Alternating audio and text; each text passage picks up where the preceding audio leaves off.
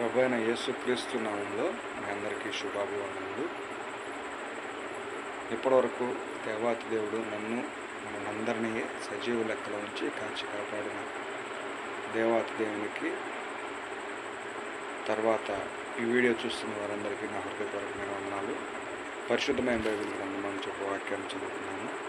లోకాసు వార్త 5వ అధ్యాయము 32వ వచనంలో ఈ విధంగా రాయబడింది.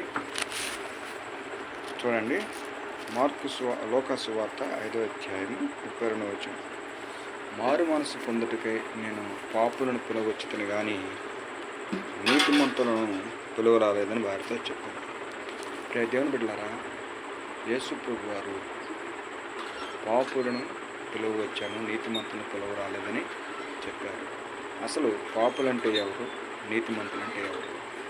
పాపులంటే తల్లి గర్భంలో నుంచి వచ్చిన ప్రతి వ్యక్తి కూడా పాపి అని బైబిల్ సెలవిస్తుంది. ఒక్కడనూ లేడు, అందరూ పాపము చేసి దేవుడు అనుగ్రహించి మహిమను పొందలేకపోవచ్చున్నారు.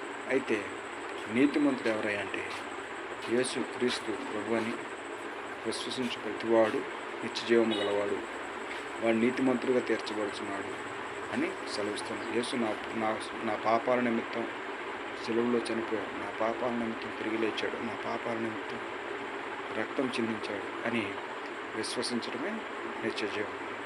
కనుక ప్రియ దేవుని బిడ్డలారా, పరిశుద్ధమైన బైబిల్ గ్రంథంలో ఇద్దరిని మనం గమనించవచ్చు. సుంకరి, మరొకరు పరిసేయుడు.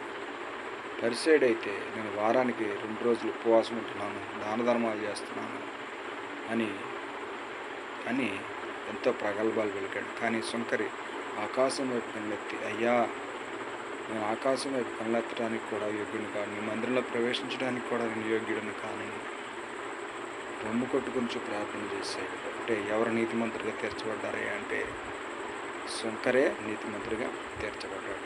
అంటే మనం చేసేటువంటి ప్రతి క్రియలను బట్టి మనం నీతిమంతులం కాదు. పరిశుద్ధమైన బైబిల్ గ్రంథం ఈ విధంగా సెలవిస్తుంది, నీ క్రియలన్నీ మురికి గుడ్డలతో సమానము అని సెలవిస్తుంది. కనుక ప్రభువా, నా పాపాల నిమిత్తం నువ్వు చనిపోయావు, నా పాపాల నిమిత్తం సిలువ వేయబడ్డావు, నా పాపాల నిమిత్తం రక్తం చెందించావు అని చిన్న ప్రార్థన చేసుకున్నట్లయితే మనం కూడా నీతిమంతులుగా తీర్చబడతాం. ప్రభు యేసు రాకడలో, లేదా మనం ప్రభు యేసు రాకముందు చనిపోతే నిత్య రాజ్యంలో యుగాలు తరతరాలు ఆయనతో పాటు ఉంటాం. కనుక ఈ కొద్ది వాక్యాన్ని దేవుడు తన మీటిలో దీవించి ఆశీర్వదించుగాక. ఆమేన్.